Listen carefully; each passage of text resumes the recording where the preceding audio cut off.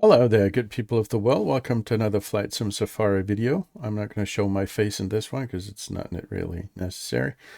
This is a follow-up to a recording that I posted a couple weeks ago, which was the review of the initial release of the 2024 version of the Britten-Norman Islander from Blackbox Simulation. I'll put a link to that video in the description below. There is an interesting thread on the FlightSimulator.com forums, by the way, where you'll find some comments from customers and developers about findings and criticism about the product. And the link to that thread is in the description below as well. Some comments on this forum thread, including one of mine, were censored away by Microsoft moderators. And in one of my posts, I kindly demanded a little humility towards paying customers who try to fix by themselves all the problems that Blackbox didn't do anything about for months. So my comment was a reaction to the Blackbox guy who actually had the nerve to tell me and others that our tinkering with config files would void any warranty, which I've found kind of ridiculous for a variety of reasons.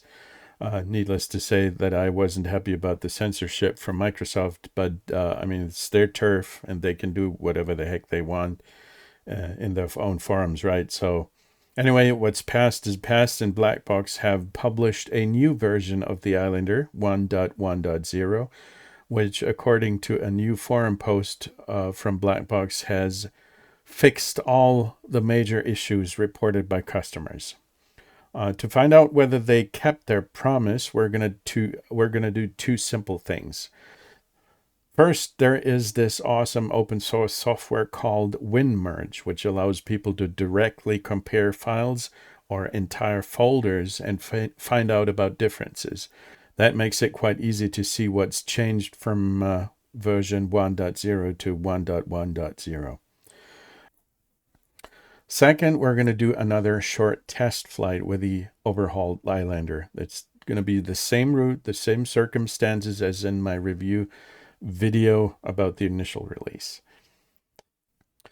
Before we dive into the numerical innards, let's quickly sum up the issues that I found most pressing. I'll intentionally leave out all the stuff that's related to the career mode because I'm not interested in it. I'm just going to take a look at the things that I found fell off. First, we had the overpowered engines and unrealistic climb rate. That's a proven issue. Second was the weak wheel brakes. This problem was also proven. Third, some cockpit functions, especially the pitot heat switch, were not usable. That was also proven. Fourth, and this is somewhat subjective, I found the flight model too docile, not reacting appropriately to turbulence and or strong winds. But as I said, that's just a subjective opinion of mine. And finally, number 5, which didn't really annoy me that much, but still was an issue, the flickering tail number textures. By the way, issue number 5 with the flickering textures should have been, according to Blackbox, a bug within Flight Simulator itself, and they'd not consider this their own responsibility. But now Blackbox fixed it regardless for some reason. So let's take a look at WinMerge first. I have both versions of the Blackbox Islander here. On the left-hand side, we've got version 1.0, and on the right side, we have 1.1.0. And we're just going to compare these two folders. Basically, these are the extracted files from the original archives that you get when you download these products, the software itself. So there, as you can see, the WinMerge software is displaying all the files that exist within these folders. It's comparing this particular folder here, the 1.0 version, with the 1.1.0 version, and you can see where the differences are, right? The only files that I'm really interested in are in the config folder in the directory BBS BN2 piston engine. There's the common folder, the config folder. And then there are all kinds of other folders here for attachments and for liveries and presets and textures and all that. I don't care about those. What I really want to know is whether they have fixed the model, the flight model, the engines, and the systems, and so forth. So I'm just going to take a look at obviously at these 4 files, because these 4 files have been changed from 1.0 to 1.1.0. Just to make sure that we are all on the same page here, the package version on the left is 1.0 and the package version on the right is 1.1.0. Okay. So the first thing we're going to take a look is the engine configuration. When I try to fix the issues that I found most pressing, one of them was the overpowered engine. And there's one particular change here with the piston engine itself. In the original overpowered version, we had a power scalar of with a value of 1. Now we have a power scalar with a value of 1.15, which is an increase. I'm not sure why they did this. I would have expected them to actually lower the value, but we'll see how it goes. The next change was prop blades. The original version 1.0 had 2 prop blades. Now they're simulating 3 prop blades. The second file they changed is the systems configuration. So at the very beginning, we have, this is supposed to be the fix for the wheel brakes. The original value was 0.3, which was way too weak. Now they have put it to 0.7. I put it, the last time that I fiddled around with it, I put it to 0.8, but I think that 0.7 is also quite an improvement, so it's much closer to the real thing. This was systems configuration, now the flight model. So the first values that they changed in the flight model configuration are the drag coefficient for zero lift situations and the drag coefficient for the flaps. The first one with the zero lift, that value was increased significantly.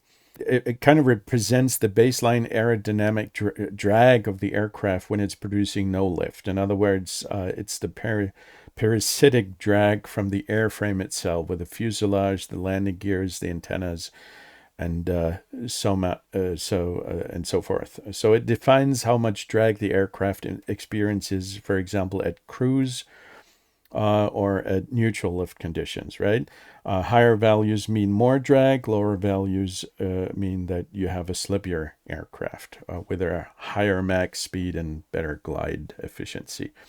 So the drag coefficient for the flaps, they have increased that value as well. And what that basically means that it tells the simulator how much additional drag appears when you extend the flaps. The result basically is a steeper descent angle and slower approach speed. So, and there is another line that was changed. This is a angle of attack table. Basically what this does is it gives the simulator a table, a lookup table, where it can find the lift coefficient for the angle of attack state that the plane currently is in. So how much lift the plane actually generates at a certain angle. And there's just one number that they changed in this particular case, and that is the peak lift before stall. So they reduced the amount of lift. It was 1.4. Now it is just 1.2. So they kind of reduced the amount of lift that the plane generates just before it stalls, right? Everything else is unchanged. And then you also have an increased drag scalar for the flaps. Once you extend the flaps, they're going to increase the drag of the plane and slows it down even further. I didn't think that the flaps were in any way unrealistic or that they were felt wrong, but they increased the value dramatically. Some people on the forums actually posted about this and thought that it was completely unrealistic. I cannot say whether it is realistic or not because I'm not flying the Islander in real life, but if it basically stops in midair and drops down from the sky because you extend the flaps, then obviously something is wrong.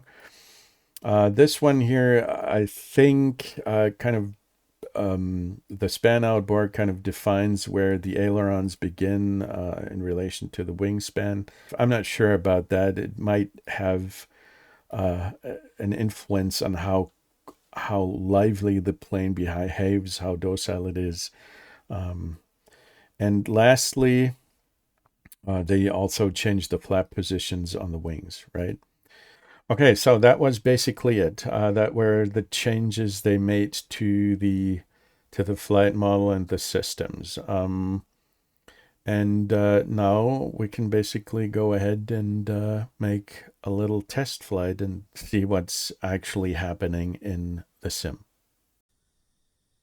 Alrighty, so we're back in the sim here, taking a look at the version 1.1.0 of the Islander. I have tried to replicate the weather situation as best as I can, so that we have comparable conditions to the original review of the initial version 1.0.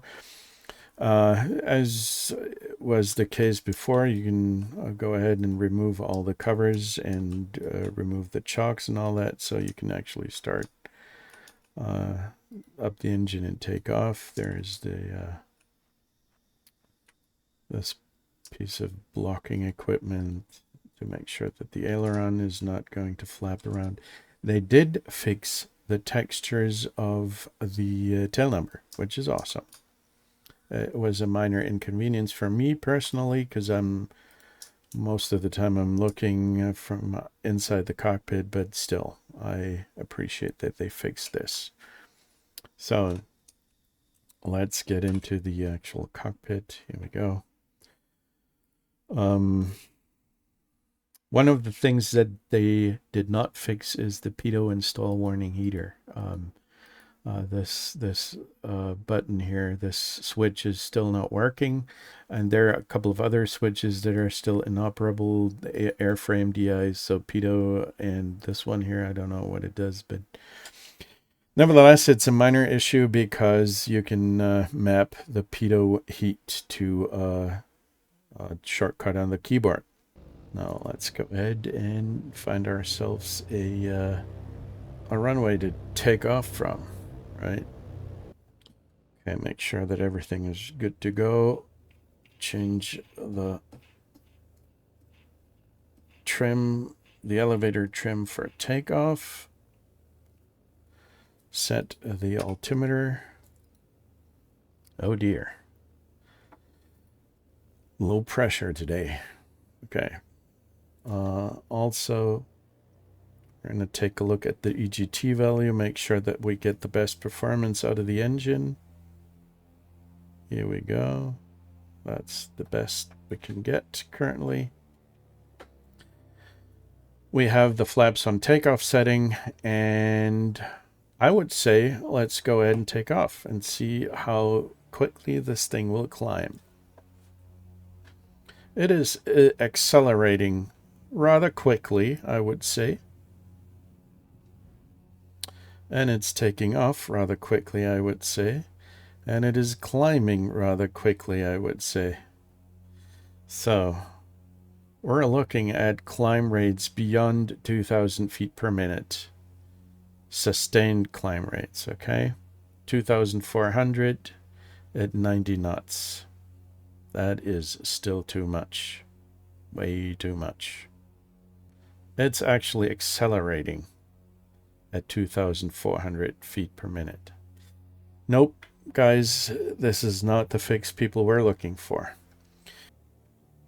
We're going to take a look at the behavior in a minute when it comes to turbulence, light thunderstorm, right? There we can take a look at the artificial horizon here, which is still good enough for me to kind of find out how much the wind is going to affect the performance of the plane. We're going to put in some proper wind here, with gusts a bit more interesting. Well, it might be a bit too much, really. Let's go to wind of, ooh, dude. With winds of 35 knots, that's more realistic, and gusts of what's it say? Let's go to 50 something. So now let's see how it behaves when these gusts come up. It's still pretty docile, really.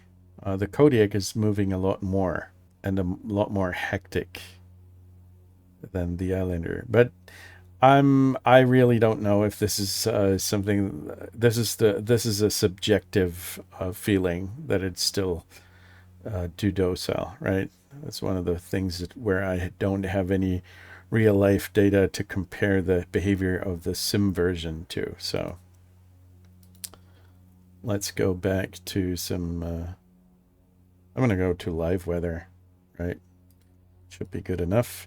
Now, what I also wanted to take a look at how this thing behaves when you try to land it and lower the flaps. First of all, where flaps are up, let's put them down. We're at 85 knots, so we can pull down, extend the flaps for takeoff at first. Let's see what happens. There's the airfield down there. Now, some people were complaining about the fact that the flaps, once you put them down entirely, the plane basically falls out of the sky. Let's see what happens.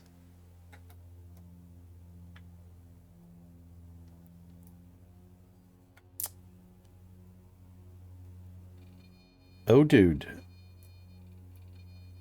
Nah, that shouldn't happen.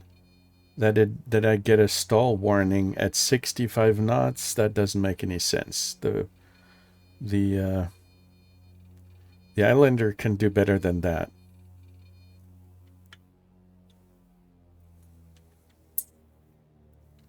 It shouldn't give us a stall warning way below 60 knots, right?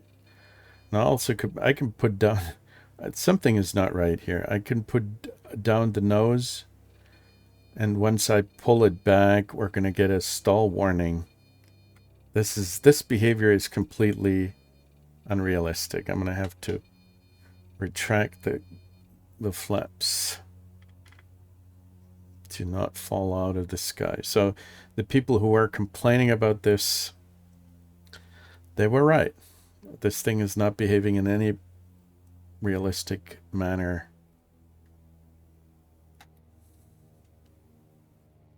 That speed. Okay, I'm gonna put the, oh dude, full flaps, full power, and this thing almost stalls right without me doing anything. This is not, I don't think this is how it should be behaving. Oh, mother. Nah. Oh, dude. The brakes are working okay, as you can see.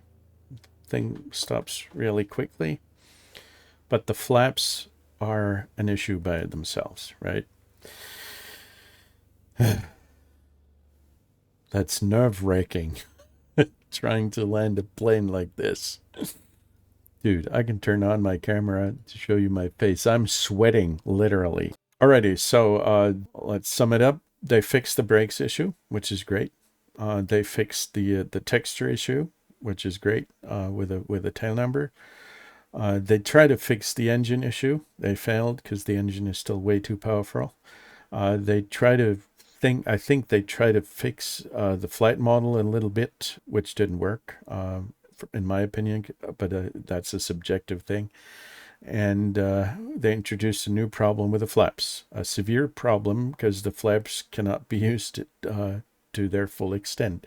The plane's just going to drop out of the sky. I'm going to keep you updated on the developments, but you also might want to take a look at the forums, really. I'm not sure if the discussions will remain docile because, I mean, the updates are there to fix things or to improve things, but in some regards, they failed. That's unfortunate for the people who paid for this product, and we'll see how it goes in the coming weeks and months. So that's it for me for today. Take good care of yourself, and I'll see you in the next one. Bye.